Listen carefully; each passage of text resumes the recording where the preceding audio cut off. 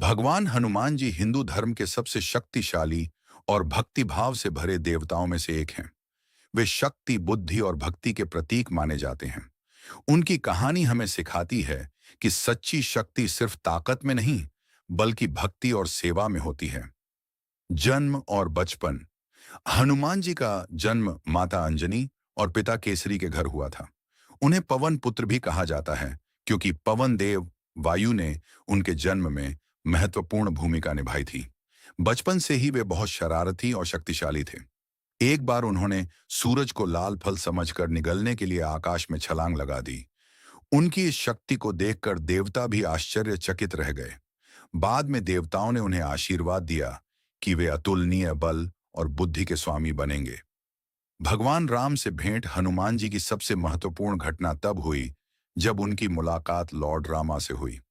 उस समय राम जी अपनी पत्नी सीता माता की खोज कर रहे थे, जिन्हें रावण ने अपहरण कर लिया था। हनुमान जी ने राम जी की सेवा में अपना जीवन समर्पित कर दिया। उनकी भक्ति इतनी गहरी थी कि वे हर समय राम जी का ही नाम जपते थे। लंका दहन और वीरता। सीता माता की खोज करते हुए हनुमान जी लंका पहुंचे। वहां उन्होंने रावण के दरबार में जाकर अपना परिचय दिया और राम जी का संदेश सुनाया। जब रावण ने उनका अपमान किया, तो हनुमान जी ने अपनी पूंछ में आग लगाकर पूरी लंका जला दी। यह घटना उनकी वीरता और साहस का सबसे बड़ा उदाहरण है। संजीवनी बूटी लाना। लंका युद्ध के दौरान जब लक्ष्मण जी घायल हो गए, तब हनुमान जी को संजीवनी बूटी लाने भेजा गया। वे पूरी पर्वत को ही उठाकर ले आए ताकि सही औषधि मिल सके। उनकी इस सेवा भावना ने लक्ष्मण जी की जान बचा ली और युद्ध में विजय सुनिश्चित की।